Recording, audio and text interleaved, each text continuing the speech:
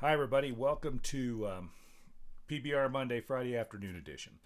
I'm recording this, it's not live, but what precipitated this was when I archived the PBR Monday video from last Monday.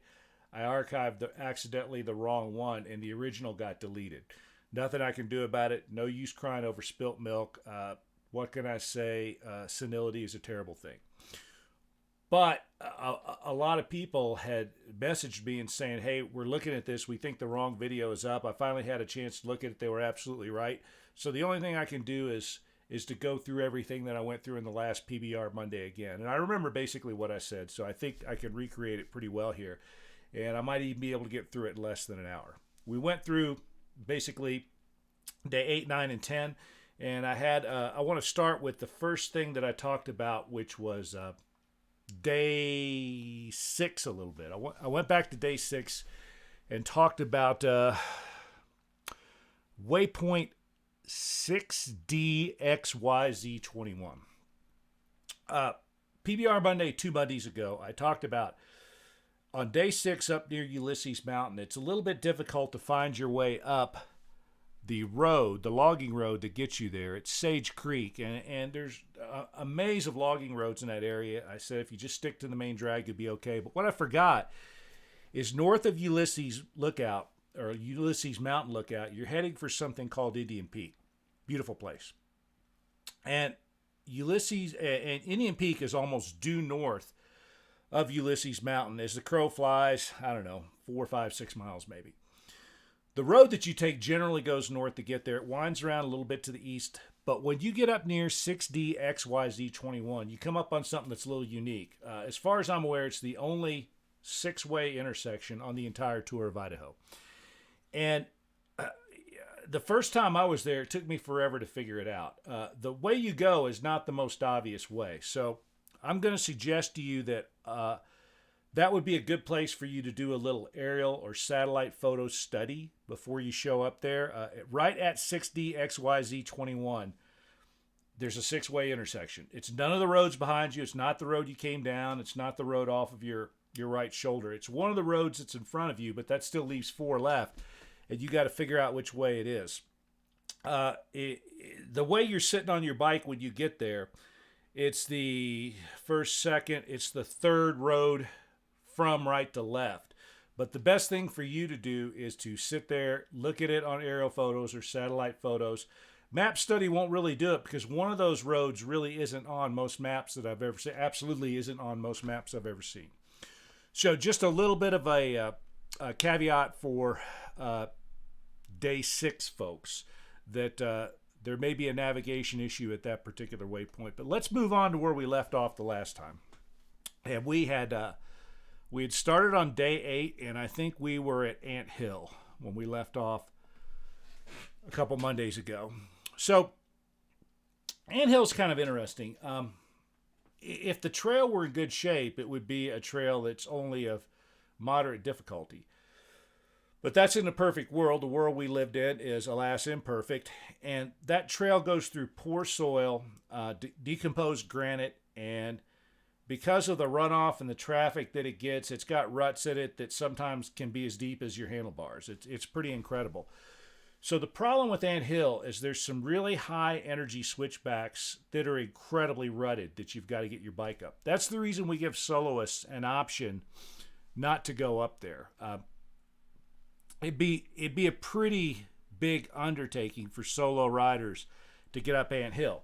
Now, if you're on a team of 2 or 3, you've got some help. You can push, pull, and tug those bikes up. But if it's a soloist, it would be quite intimidating to get up there. Now, as always, the same caveat. I haven't ridden that trail in several years myself, so I'm relying on information from people that were there last year. And nobody that I know has ridden it since last year. Those trails always rotate through a maintenance schedule, and it could be that the first team gets there this year and finds that it's been buffed to immaculateness. That would be a wonderful thing.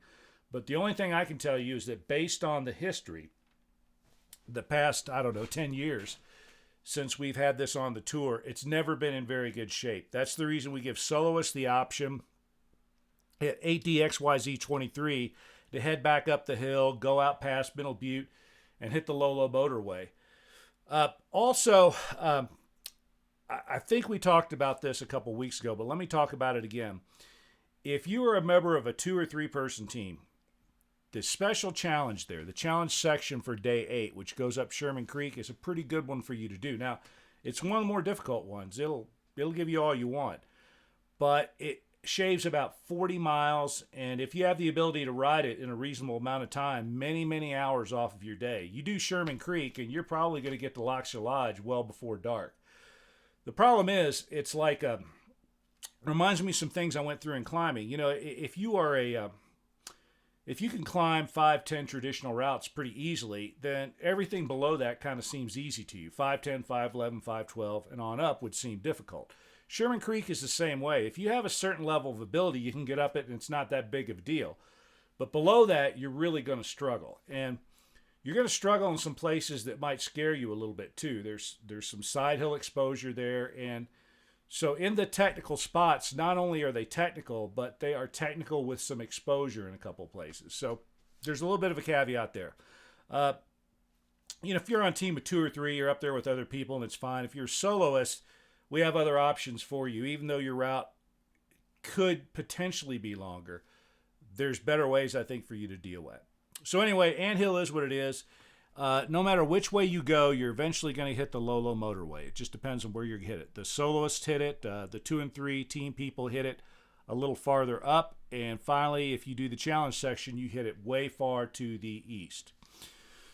The Lolo Motorway is another one of these kind of things that may be one of the most dangerous parts of your tour of Idaho. And not because it's difficult. It's basically a Jeep road that goes through the mountains. But especially if you're there on a weekend, you should expect lots and lots of traffic. And if you're there during the weekday, if you look on Adventure Rider and a lot of these big motorcycle websites, everybody talks about how wonderful the Magruder Road and the Lolo Motorway are. In fact, the Lolo Motorway and the Magruder are both on the Idaho Backcountry Discovery Route, if I'm not mistaken. I know the Lolo is. So you see lots of big adventure bikes, and my lasting image of the Lolo Motorway is of KLR 650s with like those hard aluminum bags on them, coming around corners in full drift, just screaming straight at me and having to jump off the side of the road to get out of the way. You're going to see a lot of that. The Jeeps and other things like that, the Jeeps and the side-by-sides are generally going kind of slow, but the people on those adventure bikes are just hammering it, getting across through there, and sometimes you don't hear them coming. So be aware that you are very likely to encounter oncoming traffic, and a good number of the people that you're likely to encounter have no idea, no concern that there's anybody else on that road. They're going to come at you hauling ass. So you get on the Lolo Motorway, and again, the soloists get on it earlier than anybody else, farther to the west. But at some point, everybody ends up on it beyond Sherman Peak. There is an out and back to a lookout.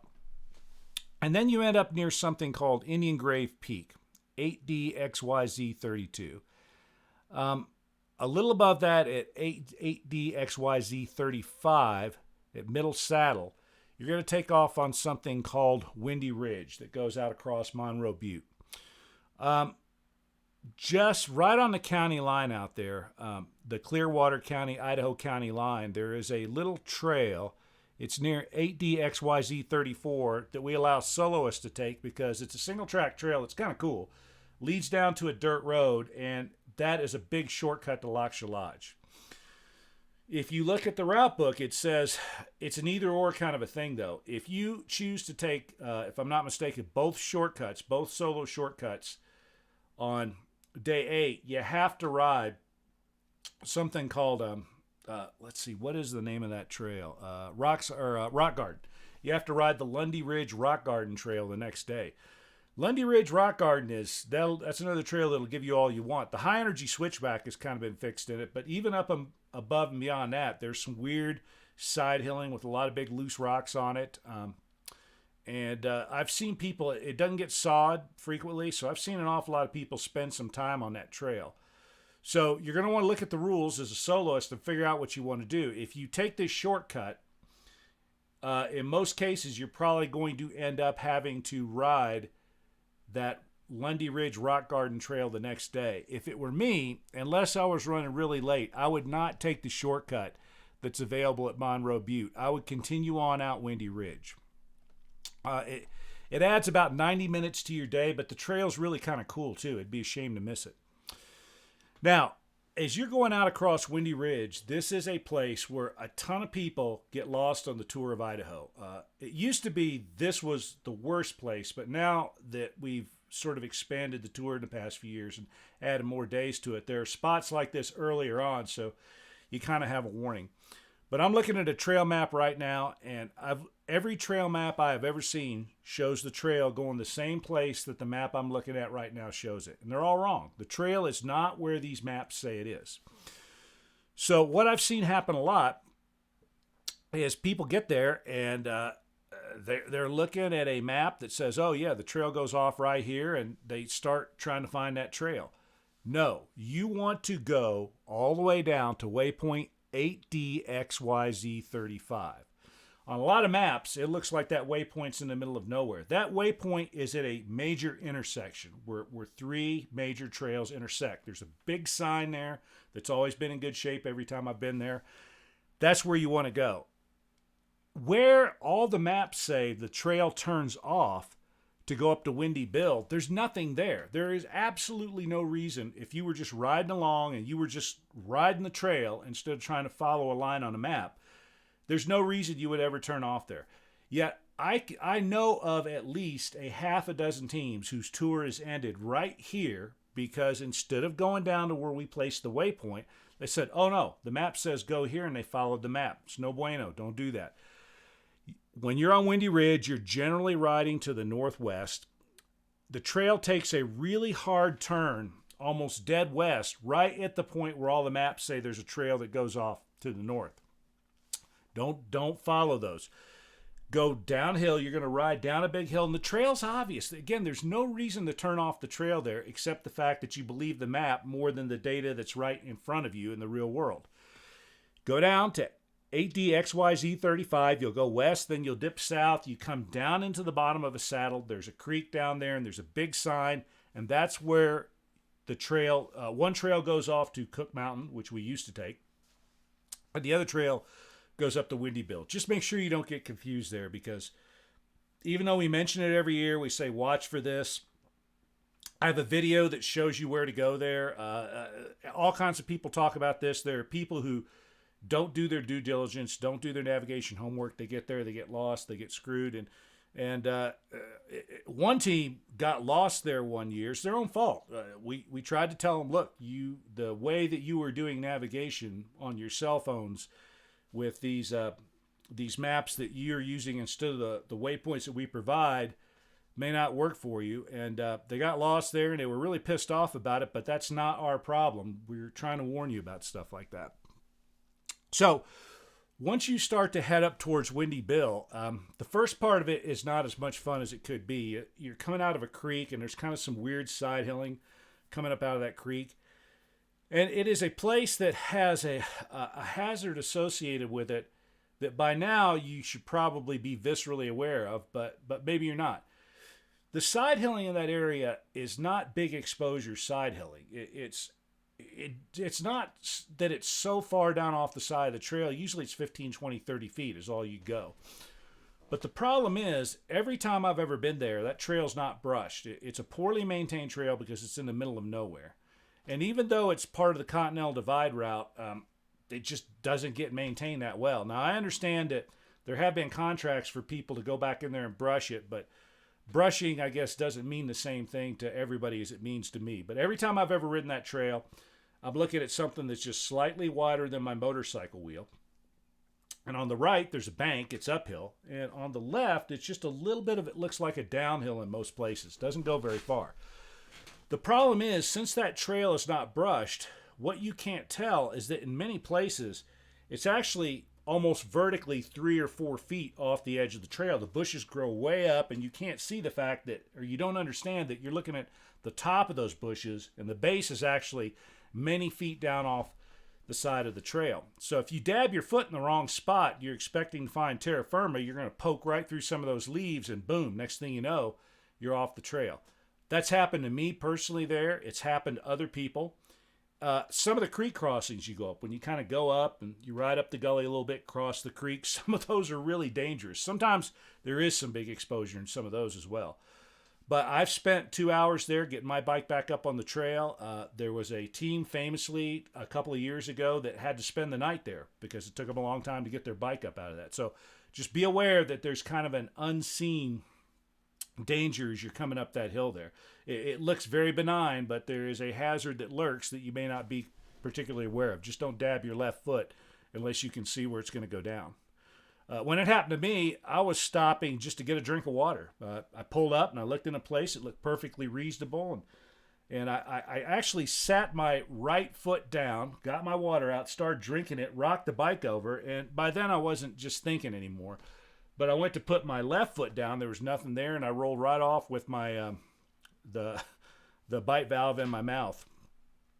Once you get up to the top of Windy Bill, it's pretty nice up there, but it is a little confusing. There's all kinds of game trails up there, and again, the trail is generally not well marked. It's not brushed, so it may take you a while to find your way across Windy Bill.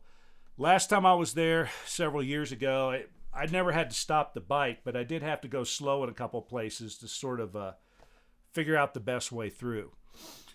Up on top, there's also a trail up near, Lookout Peak.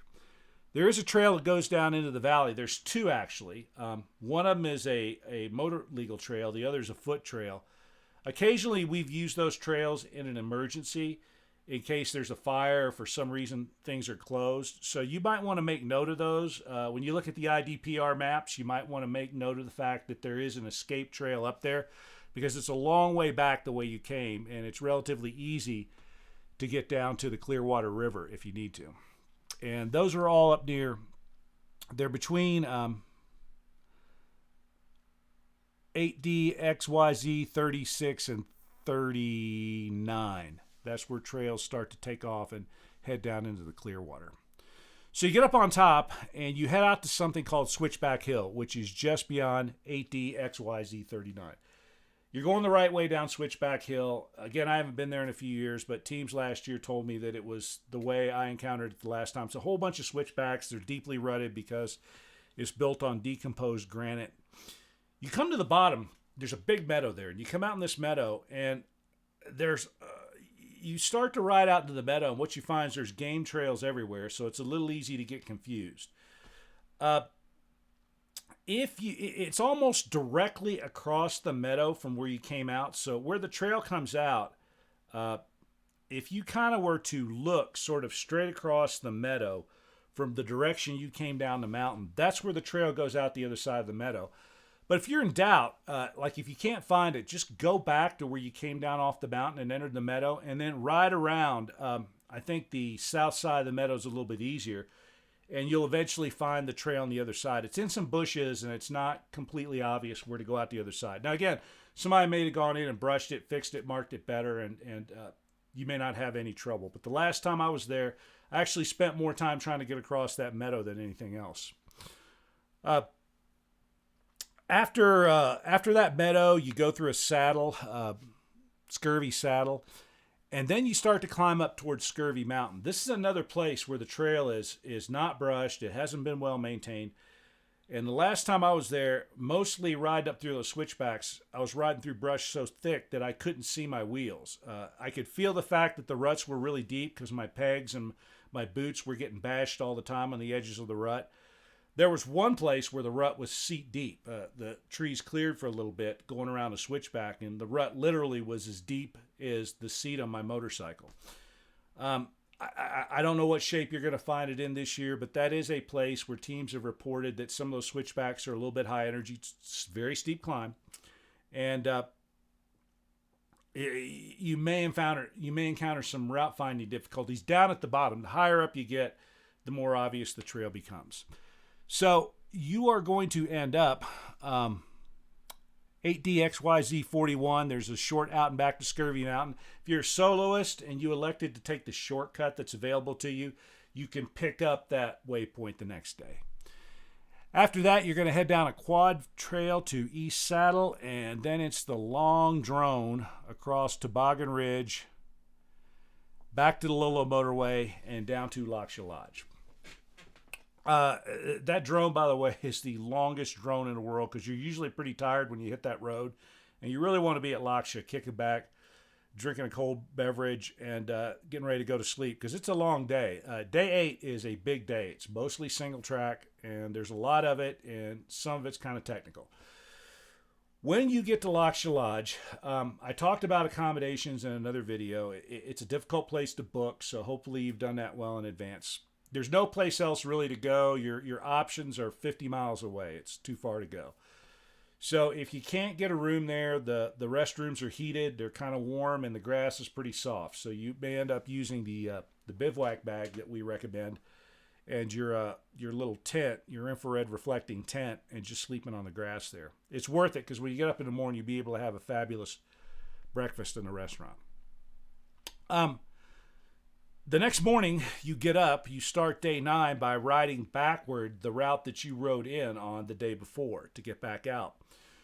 Why do we do this? Well, it used to be that we went all the way from Lowell to Wallace in a single day, but that was a 250-mile long day. It was even longer than that, I think, 263. But it was a big day, no gas, so you had to turn your bike into a tanker. Now that there's not gas available at Lowell anymore, now you're talking about a 300 and some odd mile day with no gas. It's crazy out of control. Also, the fast guys were getting into, fast people, I should say, were getting into Wallace, 10, 11, midnight. People like me were getting in 3 and 4 in the morning. So we divided up into 2 days, and unfortunately, the only way to do that is to take you down to Lac Lodge. That's basically it. So that's the reason that we do that. It seems a little artificial to do this big out and back, but there was really no other way we could think to do it. So on to day 9. Day 9, you're going to get up early in the morning. You're going to leave Lac Lodge and head out. Reverse your route, and for most people, at waypoint 9DXYZ5, you're going to head over to Lundy Ridge Rock Garden Trail. As I mentioned earlier, there used to be a real high energy switchback just above 9DX0, 9DYZ1. You have to ride out to that X0. You got to ride out there even if you're a soloist to pick that up. But right above 9DYZ1, there was a real high energy switchback that I understand has been repaired. But once you get above that, you go through the rock garden and out across Lundy Ridge, and there's some pretty hairball sections there. And if it's not sawed, it's real difficult to hop logs across some of that side hill. So I've seen crews in there with their silkies spend hours and hours sawing their way across that, and it's a bunch of dead trees. There's been a fire through there, so every time the wind blows, there's a danger that it's going to happen again. But once you get to Lundy Peak, basically your adventure's over. You get up by Lundy Peak, you start to turn downhill, and then the trail turns really nice and it's well enough traveled that you're not going to run into any trouble. So you end up down at Cayuse Field. You're back on the route that you rode in on the night before. If you are a soloist and you didn't pick up the waypoint at Scurvy Mountain, you can do that. You can pick it up this day, day 9. After that, everybody heads north, and there's nothing really we can do except take you north on the big fire roads. Are there some single track and quad track trails in that area? Yes, they are. There's a bunch of stuff over near Independence Ridge, but the problem is that a lot of the stuff doesn't go through, and a lot of those quad trails are really beat. So we would be adding a lot of miles on a day where fuel is already an issue. That's not really very good. It's just not good quality trail. The quad trails are beat to death, and every time I add another one on there, I get a bunch of blowback from people that say this is the worst trail I ever rode, and in many ways they're right. You'll also notice that in this area there are some bonus trails. Bonus trails, as I talked about a few weeks ago, are trails that you could use to make up for waypoints that you may have lost. It's one of the ways that you can make up for waypoints that you lost. And we wanted to put some pretty late in the tour so that if something goes wrong later in the tour, you have an opportunity to make it up. These trails are not the easiest way to do it. All of the bonus trails that I put on this day, I think there's a couple of them, are a pretty tough way to make up points. If you don't have any other options, it's worth giving it a shot, I guess. But it would not be my first choice. So you're going to head all the way up to 9DXYZ14 on the North Fork of the Clearwater. You're going to ride around to 9DXYZ17. At 9DXYZ17, you turn down a little road, and there's a little camping area down there. And that camping area is always full of people with toy haulers. There's a good road you can get in on there, so you see a lot of toy haulers, a lot of campers. I've never once been in that campground and not been offered fuel and food. If you pull in there and tell people what you're doing, they'll generally hook you right up. Now, you might have to stay and eat a hamburger while they're gassing up your bike, but back in the days when it was one day all the way from Lowell to Wallace, everybody stopped in there and just scavenged gas, and I don't think anybody was ever refused fuel at that place. So if you're running a little bit low, you can probably slip somebody a few bucks, and they'll probably fill up your bike for you. You're going to climb steeply, go out Birch Ridge, past Hornet Point, up to Fly Hill, and at Fly Hill you turn north, and at 9DXYZ22 is where one of the bonus routes comes in. It comes up, Indian Henry Ridge, and I think it's Granite Creek is the big view that you're looking at there. You turn north, you head along one of my least favorite roads in the entire tour that goes north up into the St. Joe. It's a real beater road. It's done a lot. It's got basketball-sized rocks all over the place. And by the time you get there, you basically you're almost done with the tour. You just want to get north. When you get up to waypoint 90XYZ26, you're in the St. Joe Forest now. You have a choice to make there. You can take the purple route, or you can take the red route if you want to. In most cases, those purple lines are situational alternatives, and we tell you when it's okay to take them. Those are on there because they're places where frequently there's a fire or something else that dictates that you might need an alternative route. And it happens often enough, we just go ahead and put them on the map. I'm going to tell you right now that if you decided to turn right there and take the 9D route, the alternative route, it wouldn't cost you a point. It's 6 of one, half dozen of the other. The reason that we made that route, which hits the Continental Divide Trail very early, or the State Line Trail, is what it's called in this area, pretty early up near Missoula Lake, is that the locals were telling us that trail was really getting eaten up a few years ago. And even really strong riders, ISDE level riders, were saying, you probably shouldn't send people up that trail on loaded bikes because not only is it technically difficult, but there's some side hill exposure in one or two spots. And I agreed with that. It was getting to be pretty burly. I understand that last summer, my Forest Service friends up there tell me that a crew went back in and did some work on that, but I haven't ridden the trail. I don't know how good the work is. So it's a wonderful trail. If you want to go up and see Missoula Lake and give that a shot, go right ahead. But if you don't want to take the chance, then you're going to head up towards 9DXYZ 27, 28, 29, 30, and that will take you up to a lookout tower on Simmons Ridge. What you want to do is take the side hill down to 9DXYZ 31. Now, 9DXYZ 31 is in a little saddle. There's valleys on your left and your right, and you came down off of a ridge behind you and one in front of you. A lot of people get lost at that point.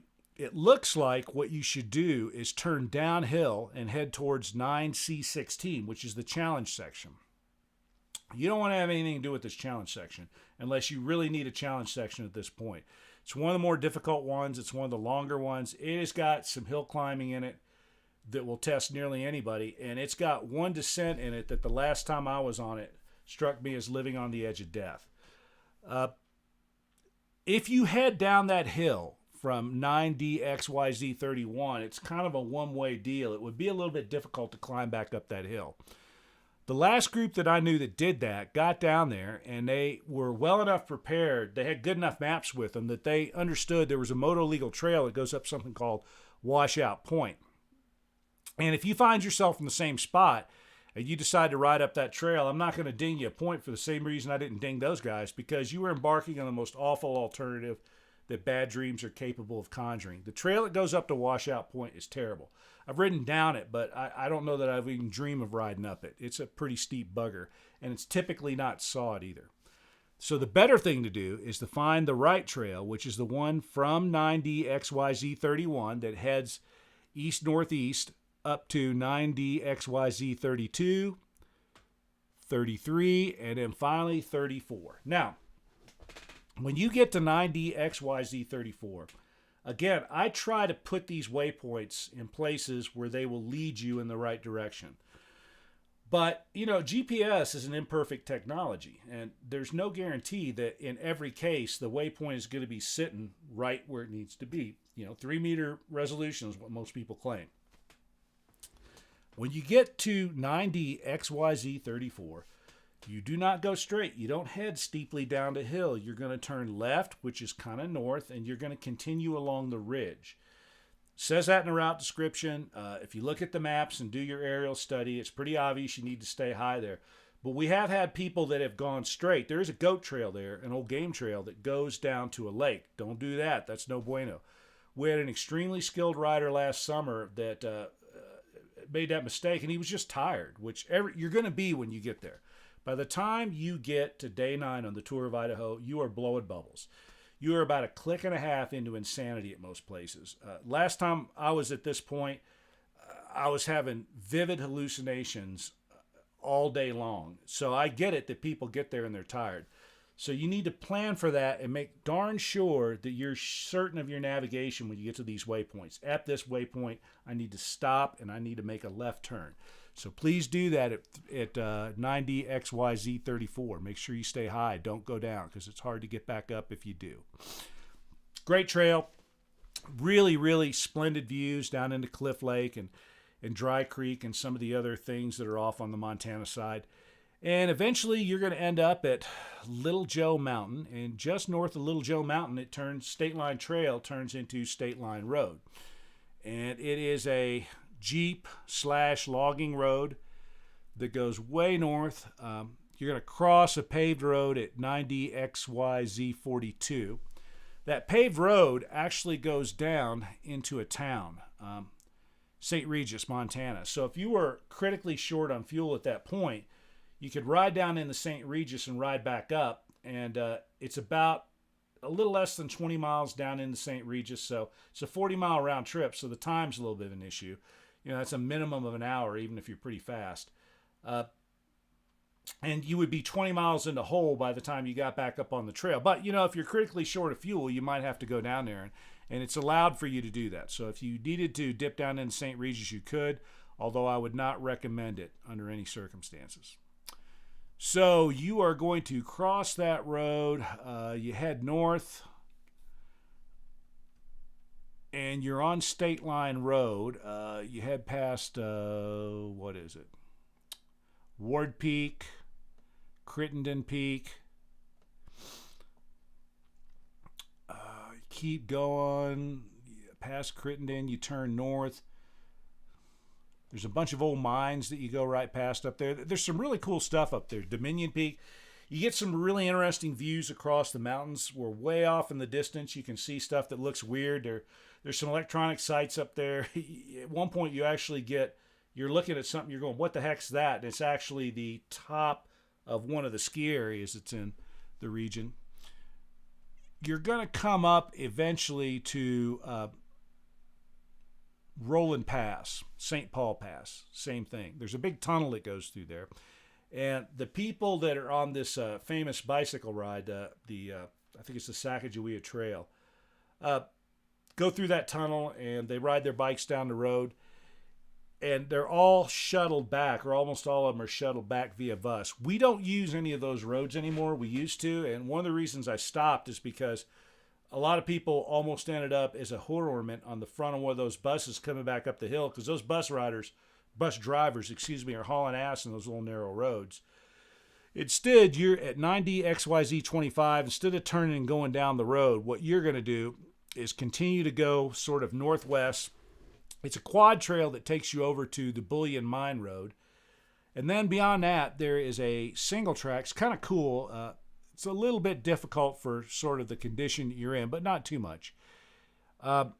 It goes 90, XYZ 54, 55. And when you get up around Stevens Peak, there's a little bit of weird side hilling up there. You can even see it on the map. You can see where it is. You go above a creek and there's some side hilling. Trail's a little bit difficult to find, but you can find it. And things are about over. Take heart. You're getting pretty close to the end of all difficulties when you get there. So you come around Stevens Peak, hit a quad trail, and that's going to take you to a big road. You go downhill steeply to a big road, and at that point, you're just a mile or two above Wallace. So you get to Wallace. Again, the recommended lodging in Wallace is at Donna's place, the Ryan Inn. She actually owns the Ryan Inn. She owns the old bordello that's right across the street, which she's also fixed up and turned into a hotel. When you get to Wallace, the front door of the Ryan is always locked. You got to call to have somebody come down and let you in. So if that's going to be late at night, you might want to let Donna know, make arrangements, make sure you have the number to get in, because banging on the door typically doesn't do any good. You got to call that number. Also, I've occasionally run into people that had cell phones that didn't work. Their plan didn't work in Wallace. My cell phone doesn't work in Wallace. I'm a T-Mobile customer, or at least it didn't work the last time I was there.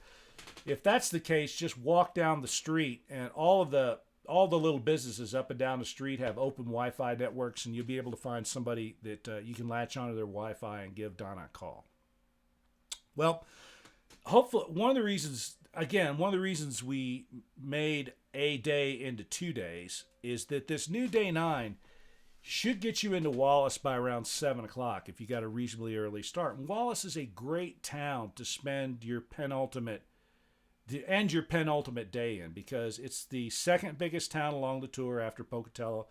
The restaurants are nice. The bars are nice. It's a pretty groovy little place, and I think you'll enjoy spending the evening there. If you get there early enough, dump your stuff in your room at the Ryan, walk around the corner. There's great barbecue joints. There's all kinds of cool restaurants and brew pubs and stuff. It's a pretty happening little place.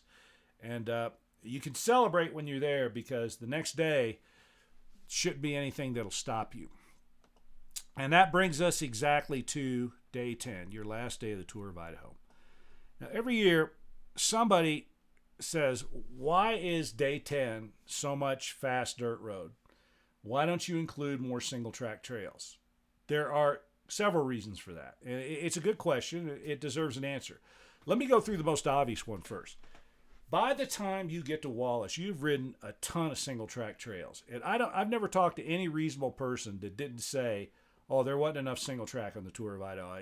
I need 300 miles more to feel whole.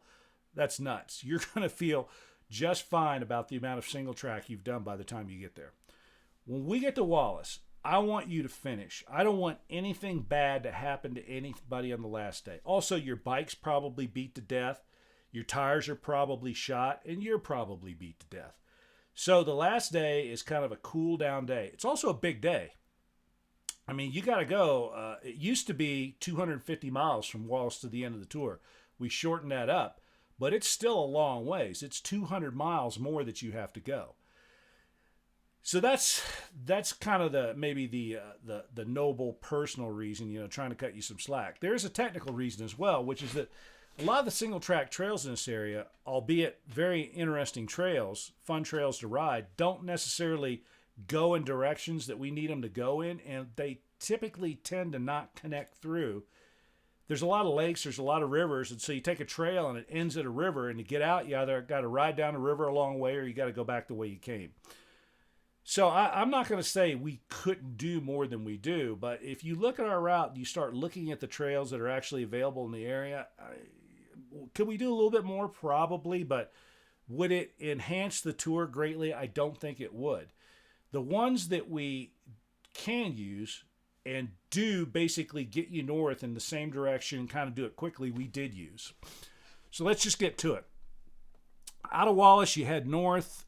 It's a little difficult to find your way out of town, but there's a waypoint right where you need to go. And you're going to take this road out towards Black Cloud. By the way, there's an excellent brew pub on that road. You'll have been more interested in that the night before, but the best brew pub in Wallace, in my opinion, is actually on that road that goes out to Black Cloud. You go out at 10DXYZ1. The paved road takes a sharp dip to the rider's right, which is east, and starts to head up a hill. It's a pretty cool little mountain pass for a road bike. What you want to do is take the dirt road there that goes up, I think it's 9 Mile Creek. Goes up and it switchbacks up a hill. From 9DXYZ2 all the way out to 9DXYZ10. It's a confusing maze of dirt roads. And again, I put waypoints where I think you need them to lead you in the right direction. But you are going to want to spend some time studying that on aerial photos and satellite maps so that it makes sense when you're actually on the ground looking at it. I tried to lead you with the waypoints, but that's another area where, your GPS may show that waypoint is off in the bushes somewhere, which is less helpful. So I'd study that a little bit before I got there. You're going to go out to something called Moon Saddle. And at Moon Saddle, there's a cool single track trail that we actually do use. That let's see, it's 10DXYZ12. There's in that area, there's a pretty cool single track trail that goes down the mountain, goes around Character Peak. The road, there's a road that parallels it that goes down the hill, but the single track trail is way cooler and it goes downhill and it's not a problem if it's sod. You're going to head down to the Coeur d'Alene River, cross the road, and from here on, there's not a lot we can do. There's just a lot of logging roads. We're trying to get you north as quickly as possible. You go out across Grizzly Ridge. Some nice views, but that's been an area that's been heavily cut. So mostly you're just sort of getting through it as quickly as you can. It does get kind of cool up near Stony Point and Spyglass Peak. At Spyglass Peak at 10DXYZ26, you're also going to turn sharply to the west, which is the rider's left. You're going to head downhill. When you get downhill, there's an interpretive center down there, a Forest Service interpretive center, and the Day 10 challenge point takes off right there. It's Independence Creek. Independence Creek is an interesting trail. I actually like parts of it, but I would not wait to pick up this as one of my required challenge sections. If you need an extra point that last day, or if you do need a challenge section the last day, certainly it's there to do it. But I wouldn't wait. I wouldn't count on this as being my challenge section. There's fires in that area frequently. It closes every once in a while. And it's not that fun of a trail. All these way up north guys really get on my case about it. They're like, oh, yeah, this is the greatest trail in the world. Well, it's one of the only ones they have that kind of goes from point A to point B, which is why I think they like it so much. But it's a California trail. It's beat to death. It's got ruts everywhere. The creek crossings are all kind of nasty. There is one cool part of the trail, and it's the part that I think most people don't like. There's a big side hill climb out the west end of the trail that I think is the coolest part. Last time I was there, I rode up and down that a couple of times because I liked it so much. But to me, that's the only fun part of the trail. The rest of it, a bunch of creek crossings. It's wet. Getting out of the creek crossings is a problem sometimes. I didn't enjoy it that much any of the times I've been there. But it is there, and if you want to pick up an extra point or you need a challenge section, there you go. I would rather take the roads around. They're all old logging roads, and you're eventually going to end up, no matter which way you go, at 10DXYZ35. From there, you're going to head west. You're just south of a big lake up there. It's Lake Pend d'Oreille. Lake Pend d'Oreille is an interesting lake. It's really deep, and they had a submarine base there in the Second World War. If I'm not mistaken, that lake's a couple thousand feet deep. So that's kind of a little interesting aside. You are going to end up at 10DXYZ38. Teams take a quad trail down the hill. Soloists are allowed to take the it's not a paved road. It is a dirt road that's oiled. And by the way, that road, if it's been freshly oiled, is slicker than snail snot. So watch yourself going down there. I think it was in 2012. I did a tour, and I got there, and I was going down that hill on that road, and they just oiled it.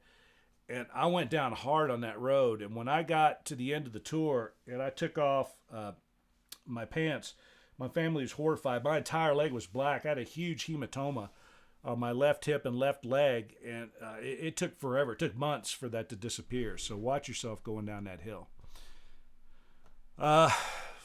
You're going to head into a town called Athol.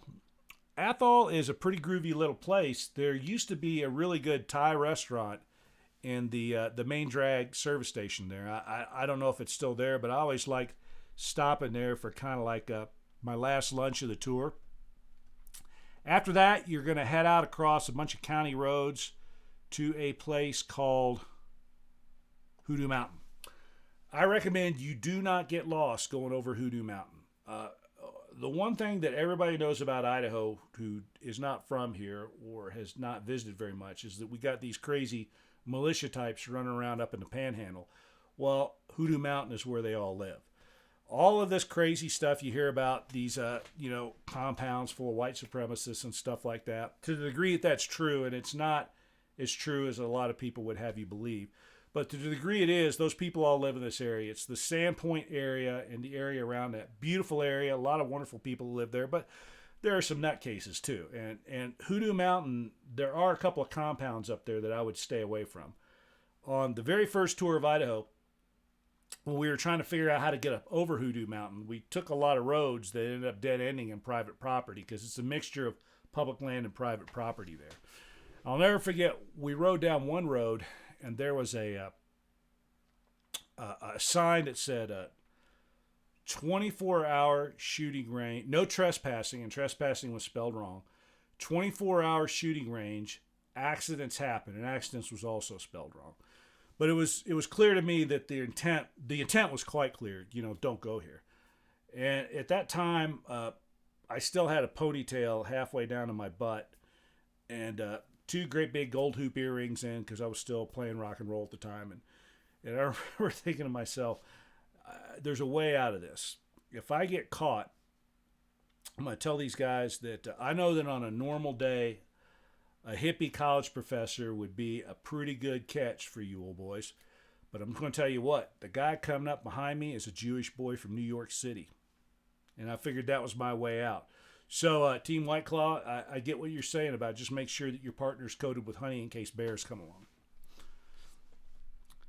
After that, Hoodoo Mountain, you are going to roll down into the Pend Oreille River. You're going to turn to the rider's left, which is west at first, then north. You're going to run along the Pend Oreille River to Priest River. Priest River is your last major town of the tour. It's a nice place. There's a really good restaurant there, and I think it's called the Eagle's Nest. There's a motel called the Eagle's Nest. There's a couple of good restaurants that are within an easy walking distance of the Eagle's Nest. One of them shares almost the same parking lot. The other's just across the street. That's a really nice place to have your shuttle waiting for you at the end of the tour. There's no place to stay up near Sundance Mountain, really. I mean, there's a couple places in Coolin, but they're kind of expensive. So I recommend you just go back to Priest River. Now, there are some places in Coolin you can stay if you want, but I've always had trouble getting reservations there. They're pretty busy. So Priest River is probably the place to go, and the Eagle's Nest is a pretty nice hotel. I've stayed there a lot. The people are really nice. They have a big parking lot, which is nice for you. And when I was shuttling people, which I used to do a bunch of years ago, I would go up and I would tell them, you're going to meet me at the Eagle's Nest. And part of the price of the shuttle is you're also going to buy me dinner at this nice restaurant that's right across the street. From Priest River, you're going to gas up and you're going to head north along the East Side Highway, which is what it's called locally. It goes up to 10D, XYZ 65 and 66. And then you're going to hit, I think it's called the East River Road from there. You go way north up to 10D, XYZ 68. And at 10D, XYZ 68, you don't go all the way to Coolin. You turn off there, off the main drag road, and you're going to head up to Sundance Mountain. And once you head off, you're probably 20 minutes away from the end of your tour of Idaho. You go to the top of Sundance, climb up the tower. There's always an attendant in the tower. They know what the tour of Idaho is. They'll be glad to take your picture, and most of them want to pose with you. And that's it. That's the official end of the tour of Idaho. So If you get there and you did it under challenge point rules, good on you. You're going to get a jersey number when you're done as soon as we verify your tracks. Now, I left the old route around Lower and Upper Priest Lake on the map. It's the purple map, and it ends at 10D B9. You go up there if you want. It's the traditional end of the tour. It kind of sucks. The reason we changed it is because you do this great ride and it ends in the most depressing place possible, kind of down in a deep, dark, dank hole below Continental Mountain. The only thing that was cool about it is you could see the Canadian border from there. So it was truly a Utah to Canada. You went all the way across Idaho, but you can see the Canadian border from Sundance Mountain too, and it's a much more uplifting place. So if you feel like you got to, go ahead and ride all the way to the end of the traditional tour. But if it were me, having done it many times, I can say you don't need to worry about it. Just turn around, get back to Priest River. Your tour of Idaho's over. So that's it. That's the entire tour, the last 2 or 3 PBR Mondays. I've gone through what I would go through in my trailer with you. Now, having said all that, because I did all of this on the internet this year, I don't feel like I need to spend as much time with you in my trailer talking about this stuff. We already did the route book prep. It's up online. You can do it anytime you want. Take all the notes you want. So in the past, I've always tried to track people down either when they came through or in their day off in Pocatello. And last year, I even tracked one team down on day 3 or 4, I think. I found them because I feel really bad if people get far into the route and I haven't had a chance to talk to them and sort of brief them on what I know about the current conditions of the tour. But that's what these videos are for. That's what PBR Monday's for. So I've done it for everybody all at once, and hopefully everybody got the same information. What I will do during tour season is that Tour of Idaho Facebook page. We use that as a sort of a bulletin board. And I will post stuff up that I find out about the trail on there, and I'll probably also create a place in the forum to do the same thing. We're trying to migrate as much stuff as we can over to the forum, but I know that Facebook right now is still more subscribed than the forum is. So for this season, I'll continue to post it in both places. So trail updates we'll post up for you. You can check at the end of every day when you get in. Your phone will work almost every place. The only place you might have some difficulty is Loch Lodge. You'll have to get close to their Wi-Fi hub for it to work there, but every place else it'll work. When you get to Elk City, the post office, by the way, has an open Wi-Fi network. So if you can't find it anyplace else, just go sit in front of the post office and you can get on there. In fact, along the tour, your phones work everywhere day 1, so that's not an issue, almost everywhere. Day 2, way out in the middle of the desert, it'll be problematic in a couple of spots, but it'll work everywhere else. And I'm talking phone and data. Day 3, you'll start to find some black. Don't know what Kaylin's got in terms of Wi-Fi. I'm sure she's got something, but that may be the only dark place. I'll have to ask Kaylin about that. But I can't imagine that she doesn't have some communication there, but I don't know that for a fact. On day 4, in and out throughout most of the day, but definitely when you get to Chalice, everything works there. Chalice has some of the fastest internet in the entire state. Some of those little shacks that you're going to ride by going up Morgan Creek that have a pump out back for water and solar panels on the roof for electricity also have 50 Mbps download speeds because they got a grant put in a beautiful fiber optic network up there. Then you go to Salmon, no issues there. North Fork, they have an internet there. It's a little bit slow, but it works. Elk City, Lowell, I don't think she has anything at the Wilderness Inn. I'll have to ask about that. That may be a dark spot too. There used to be Three Rivers Lodge across the river, and they had Wi-Fi, but Lowell may be a dark spot, so that may be something that you have to think about in advance. Loch Lodge has something, but it's just up near the lodge. Wallace, again, some carriers may not work there. Once you get up the Priest River, Sandpoint, that area, everything works. So that's all I know. That's what I know about cell phone communication. Maps and things like that, you can download and cache on your phone. And all of you have PLBs. You can contact me through your PLB. The thing about those PLBs that's kind of nice is that you can set up a contact list so that I can message you and you can message me back. You can always message me, but I can't message you back unless you have set it up so that I can do that. When you get to Pocatello, we'll talk about that, how to set up your PLB. If I see that you are in something that looks to be some sort of dire straits or a circumstance that's maybe not the best, if I see you riding down the wrong trail or something, for instance, and I have the ability to contact you directly through your PLB, I'll certainly do it. If I see it, I'll ping you and say, whoa, wait a minute. You need to back up. You're about to make a big mistake here.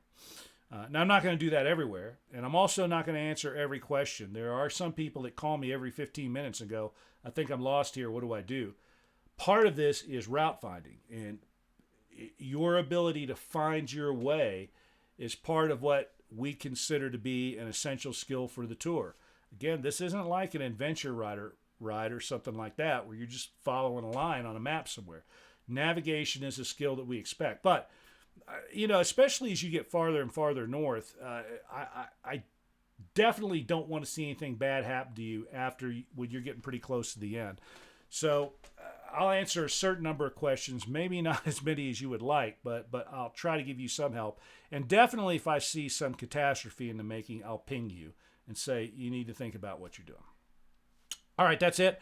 I'm really sorry that I had to recreate this because I botched the original, but there you go.